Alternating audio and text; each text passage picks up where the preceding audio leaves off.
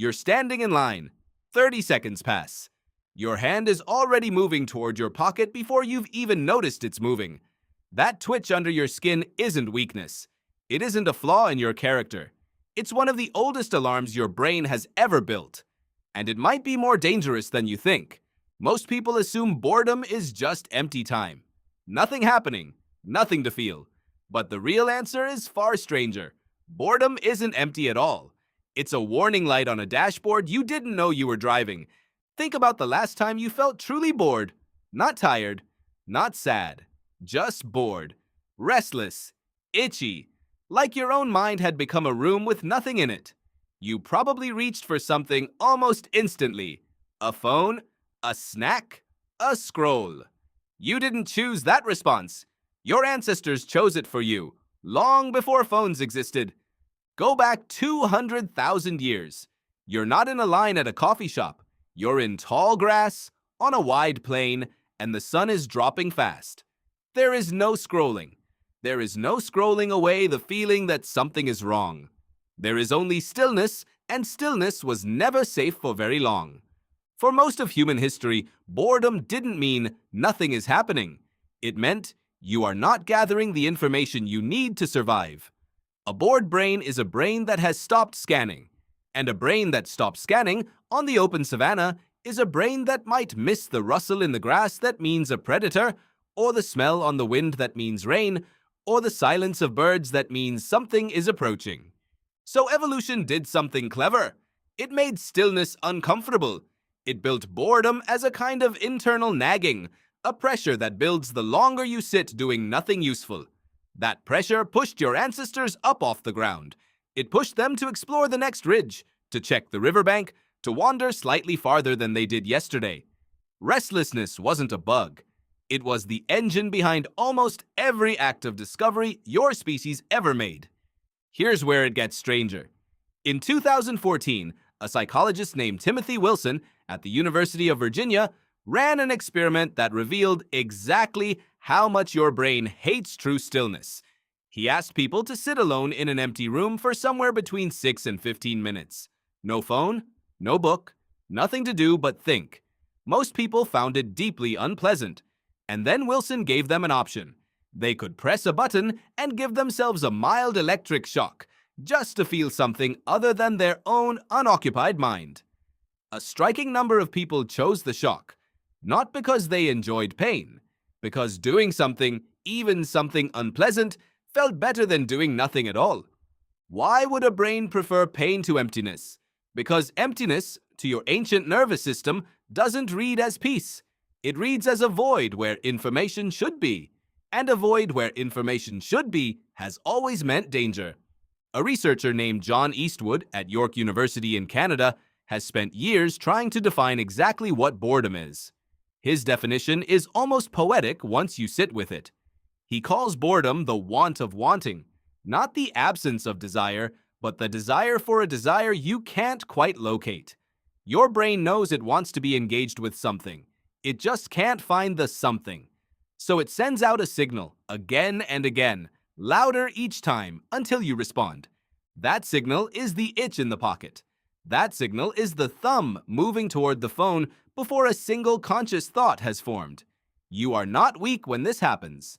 You are simply running software that was optimized for a world without infinite scrolling, a world where the only cure for that itch was to get up, look around, and find something real. And this is where boredom turns from nuisance into something closer to danger. Because for almost all of human history, the itch had nowhere easy to go. It had to be answered with effort. You had to walk somewhere, build something, talk to someone, notice something. The itch and the cure were separated by real work, and that work is exactly what filled human history with art, migration, tool-making, and discovery. Sandy Mann, a psychologist who has studied boredom extensively at the University of Central Lancashire, found something almost beautiful in this gap. Mild boredom, when left unanswered for even a short while, tends to push the brain into a wandering associative state. Ideas connect that normally wouldn't. Daydreams turn into plans.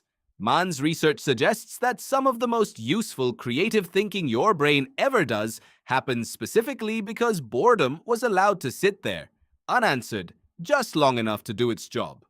Now picture the modern version of that same ancient itch. You feel the first flicker of restlessness, and within 1 second, sometimes less, it is gone. Not solved, just muted. A screen lights up. A feed refreshes. The itch never gets the chance to push you toward a walk, a new idea, a real connection, a half-finished thought worth finishing. It gets answered instantly by something engineered specifically to answer it instantly, and then it resets and starts building again almost immediately. This is the part that should give you pause. The alarm that once pushed your ancestors toward rivers, ridgelines, and discovery is the exact same alarm now pushing your thumb toward a feed that gives you nothing back except a few more seconds of muted static. The ancient signal still fires. It still feels exactly the same. That small, uncomfortable pressure behind your eyes and under your skin. But the world changed the response available to it, and the response changed what boredom is actually for.